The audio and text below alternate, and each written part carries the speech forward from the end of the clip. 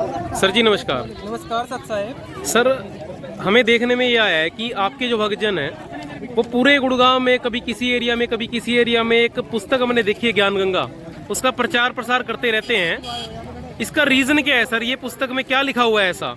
ये पुस्तक तत्वदर्शी संत रामपाल जी महाराज जी की लिखी हुई है। जो सनातन धर्म को जानना चाहता है उसको ये पुस्तक पढ़नी ही पड़ेगी। और हम सनातनी होने के नाते अपने उस धर्म का प्रचार कर रहे हैं। जो गीता में वेदों में भक्ति बताई है वो तो आज लुप्त हो गई है। इस पुस्तक को पढ़ने से भगवान के वो लाभ लोगों को मिल रहे हैं जो सनातन धर्म के सब शास्त्रों में बताए हैं कि अंधे को आंख दे, कोढ़ी को काया, बांझन को पुत्र दे, निर्धन को माया। आज लोगों का भगवान से भरोसा क्यों उठ रहा है? क्योंकि उनकी विधि जो है सनातन के विरोध में जारी है। वो कह तो रहे हैं सनातनी हो गए हैं पर उसके विरुद्ध, वेदों के विरुद्ध साधना कर रहे हैं। संत रामपाल जी महाराज जी ने वेदों और गीता के आधार से इतनी पवित्र पुस्तक निकाली है। ज्ञान गंगा सबको पढ़नी चाहिए, तभी आपको सनातन धर्म की भक्ति और लाभ मिलेंगे। देखिए भारतवर्ष में लाखों गुरु हुए हैं। संत रामपाल जी महाराज कुछ ही समय पहले आए हैं, तो वो ऐसा क्या अलग बताते हैं जो कि हमारे सदग्रंथों में लिखा हुआ है, जो कि आज तक हमारे जो हिंदू धर्म गुरुओं ने वो उन्होंने नहीं बताया? एक बार आप संत रामपाल जी महाराज जी के साथ इन संतों की ज्ञान चर्चा देखें, यूट्यूब पर मौजूद है। यूट्यूब पे कोई भी भाई संत रामपाल जी महाराज वर्सेज जो भी आप संत जानते हो, शंकराचार्य हो, कोई आचार्य हो, कोई और धर्म गुरु बने बैठे हैं, उनके ज्ञान को मैच तो कर लो एक बार। वो गुरु बने किस कारण से हैं? जब उनको अपने अध्यात्म का सिलेबस का ज्ञान ही नहीं है, वेदों का और गीता का, तो वो गुरु कहलाने के लायक भी नहीं है। अगर कोई तत्वदर्शी संत है जो गुरु कहलाने के लायक है वो संत रामपाल जी महाराज हैं आज पृथ्वी पर। हमने संत के बारे में तो बहुत सुना है, आप एक शब्द यूज कर रहे हैं तत्वदर्शी संत। तो संत में और तत्वदर्शी संत में क्या अंतर है जी? देखिए जी, तत्वदर्शी संत की पहचान गीता में बताई है कि अध्याय 4 के श्लोक 34 में भगवान कह रहे हैं कि अर्जुन तू उस तत्वदर्शी संत की शरण में जा जो पूर्ण परमात्मा का ज्ञान देगा तुझे, और उसकी शरण में जाने के पश्चात उसको दंडवत प्रणाम करो और कपट छोड़कर सरलता पूर्वक प्रश्न करो, वो तुझे तत्व ज्ञान का उपदेश करेंगे। और उसकी पहचान, उस संत की पहचान भी पवित्र गीता में बताई है। अध्याय 15 श्लोक नंबर 1 से 4 आप पढ़ के देखो कि ये संसार का जैसा स्थिति है, जैसा ये उल्टा लटका हुआ वृक्ष है, उसकी जड़ कौन प्रभु है, कौन प्रभु किस स्थिति में आता है, वो संत रामपाल जी महाराज जी ने बिल्कुल क्लियर करके बता दिया। गीता के अनुसार तत्वदर्शी संत वही एकमात्र संत हैं जी। तो गीता जी तो श्री कृष्ण जी का ही संकेत करती है कि वो ही पूर्ण परमात्मा है।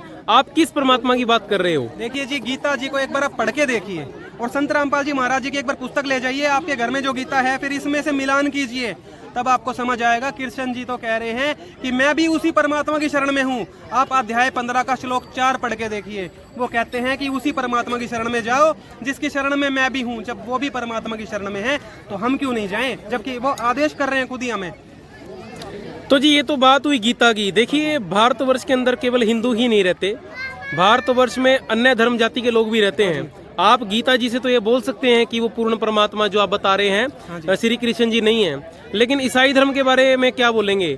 और जो कुरान शरीफ है, मुस्लिम भाइयों की जो पवित्र किताब है, और ऐसे सिख धर्म के जो लोग हैं वो कैसे बिलीव करें? उनके लिए तो गुरु नानक जी ही पूर्ण परमात्मा है। जो ये पुस्तक है, एक बार इसकी आप फ्रंट पेज पे हेडिंग देखें, जीव हमारी जाति है, मानव धर्म हमारा, हिंदू मुस्लिम सिख ईसाई धर्म नहीं कोई न्यारा।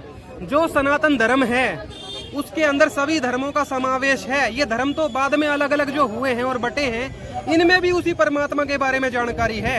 इस पुस्तक के अंदर जब आप पढ़ोगे और संत रामपाल जी महाराज जी के सत्संग सुनोगे तो उसमें आपको कुरान का ज्ञान भी मिलेगा कि वो अल्लाह कौन है, वो अल्लाह कबीर है। जब आप वेदों का ज्ञान देखोगे तो आपको पता चलेगा उस परमात्मा का नाम कबीर देव है, जो सर्व उत्पादक प्रभु है, जिसने सबकी रचना करी है।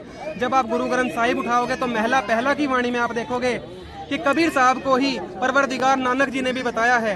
इस पुस्तक में भी प्रमाण है, आप संत रामपाल जी महाराज जी के सत्संग भी सुन के देख सकते हो।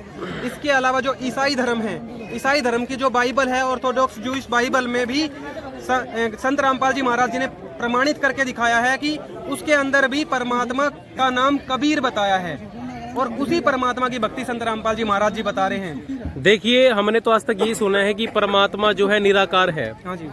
आप लोगों के बीच में सुनने में आया कि भ्रमणा फैला रहे हैं कि परमात्मा साकार है, इसका क्या प्रमाण है जी? इस पुस्तक में और संत रामपाल जी महाराज जी के सत्संगों में अनेकों प्रमाण हैं, एक नहीं कम से कम 10-10 प्रमाण आपको हर धर्म ग्रंथ में दिखाए जाते हैं। वेदों में आप देखिए, ऋग्वेद मंडल 9 सूक्त 82 मंत्र नंबर 1, 2, 3 में कि वो परमात्मा तो राजा के समान दर्शनीय है, तो निराकार तो हुआ नहीं।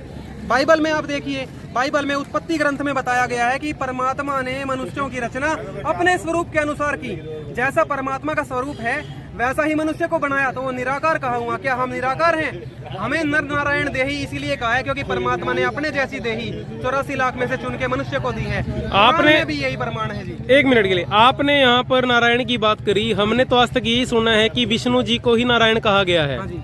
तो आप किसको नारायण कह रहे हो? विष्णु जी भी नारायण हैं, पर हम सत्यनारायण की बात करें, जो अविनाशी नारायण। नारायण का मतलब होता है जल पे निवास करने वाला प्रभु, जो जल पे आकर निवास करता है।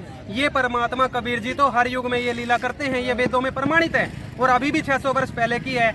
विष्णु जी तो नाशवान प्रभु हैं, नारायण तो हैं पर सत्यनारायण नहीं है। हमें सत्यनारायण की भक्ति करनी है जिससे मोक्ष प्राप्त होगा।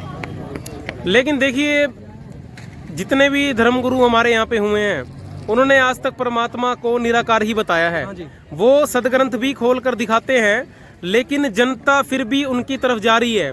इसके बारे में जो पथभ्रष्ट हो गए हैं लोग, उनको आप क्या बताना चाहोगे? बिल्कुल आपने सही वर्ड यूज किया है कि वो लोग पथभ्रष्ट हो गए हैं, क्योंकि सदग्रंथों का नाम तो लेते हैं जो वो तथाकथित संत हैं। संतों में उनको कैसे कहूँ जब उनको परमात्मा ज्ञान ही नहीं है। जब वेदों में, कुरान में, बाइबल में और गुरु ग्रंथ साहिब में प्रमाणित है कि कबीर साहिब भगवान है, Kabir is God, Kabir is Allah, Kabir ही परवरदिगार है, तो वो निराकार कैसे हुआ जब सब सदग्रंथों में प्रमाणित पुस्तक में मौजूद है। आपके धर्म ग्रंथ जो हर धर्म के हैं उसमें परमात्मा को साकार बताया है। चलिए एक क्वेश्चन और है आपसे। हमें सुनने में ये भी आया है कि संत रामपाल जी महाराज जी जो हैं इस वक्त जेल में हैं। अगर वो पूर्ण परमात्मा हैं या उनके भेजे हुए एक अवतार हैं, तो वो खुद जेल में क्यों हैं, बाहर क्यों नहीं आते? क्या बताना चाहेंगे जी? रामपाल जी महाराज पूर्ण परमात्मा के अवतार हैं और परमात्मा क्या लीला करता है उसको परमात्मा ने 600 वर्ष पहले कबीर सागर में बता के गए हैं कि जब मैं आऊंगा तो सभी ये धर्मगुरु मिलके मेरे प्रचार को रुकवाने के लिए एक ओछी लीला करेंगे। तो परमात्मा जेल में जाके एक लीला कर रहे हैं। उनका ज्ञान देखिए आप, रातों रात दिन दोगुनी और रात चौगुनी तरक्की कर रहा है। उनके शिष्य लाखों लाख बढ़ते जा रहे हैं और जो उन पे मुकदमे लगाए गए थे, 1-2 मुकदमों को छोड़ के जो अभी चल रहे हैं, बाकी सब में बाइज्जत बरी हो चुके हैं। तो परमात्मा कब अपनी लीला कैसे करेगा वो परमात्मा खुद ही डिसाइड करता है। आप ज्ञान समझिए। तो सर जी एक क्वेश्चन और है, सुनने में ये भी आया है, जगत के लोग हमें बताते हैं कि संत रामपाल जी महाराज जी से जो नाम दीक्षा लेता है उनके भयंकर से भयंकर रोग ठीक हो जाते हैं।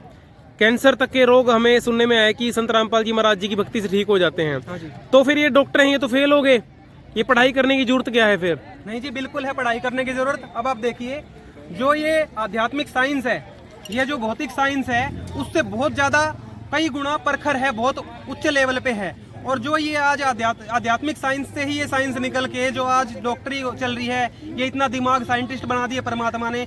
ये सब खोज भी परमात्मा ने बुद्धि देके करवाई है। और आप देखिए, पहले इलाज मौजूद नहीं था जिन बीमारियों का, आज आ रहा है। ये परमात्मा की ही दया है। और इसके ऊपर जब भगत की भक्ति बढ़ती है तो उसको इन दवाइयों से भी ऊपर उठ के भक्ति से ही सारे लाभ होने शुरू हो जाते हैं। संत रामपाल जी महाराज जी के एक नहीं लाखों शिष्य प्रमाणित कर देंगे आपको कि जब डॉक्टरों ने जवाब भी दे दिया भाई आपको कैंसर है, इस स्टेज का हो गया है कि अब आप अपनी सेवा करवाओ, 2-4 दिन के मेहमान हो, और वो आज जी रहे हैं। उनका कैंसर खत्म हो गया, एड्स तक की बीमारी भक्ति से ठीक हो गई। 3 महीने भक्ति करी, इंटरव्यू सब मौजूद है, उन आदमियों के एड्रेस, फोन नंबर सब मौजूद है। SA ट्रू स्टोरी नाम से एक चैनल है यूट्यूब पर, आप उस पर जाके देखिए, लाखों उदाहरण मिलेंगे आपको कि कैसे आध्यात्मिक शक्ति से भी रोग नष्ट होते हैं। तो जो व्यक्ति संत रामपाल जी महाराज जी से जुड़ना चाहते हैं या ये पुस्तक मंगवाना चाहते हैं, देखिए क्या है ना कि हमारे कुछ दर्शक जो है घर बैठे इस वीडियो को देख रहे हैं।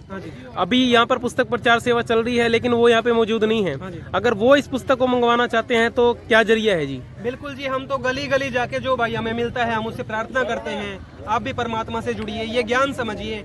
तो ये पुस्तक हमारे गुरुजी फ्री में भी देते हैं, जो भाई ऑर्डर करके मंगवाना चाहता है उसके लिए। एक हमारे जो है सत्संग आते हैं संत रामपाल जी महाराज, यूट्यूब चैनल पे आप जाके देख सकते हैं। एक नंबर फ्लैश होता है 8193819381।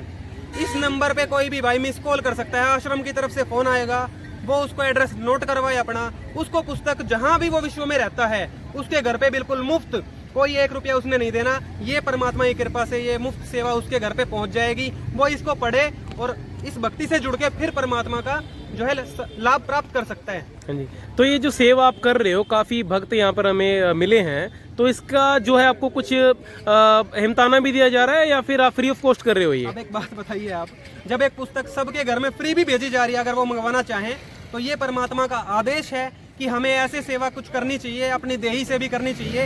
ये सब भगत यहाँ सेवा के लिए आते हैं, कोई पैसा नहीं दिया जाता, ना लिया जाता है इस चीज़ के लिए। ये सब परमात्मा के आदेश से, हमारे गुरुदेव भगवान के आदेश से आते हैं कि कुछ पाप हमारे ऐसे होते हैं जो शरीर से सेवा करने से नष्ट होते हैं। तो हमें अपने सब पाप नष्ट करके जब सतलोक जाना है, मोक्ष करवाना है, तो इसलिए हम ये सेवा करने आते हैं। पैसे का कोई लेन देन नहीं है इसमें। ठीक है, बहुत बहुत धन्यवाद साहब। सत साहिब जी।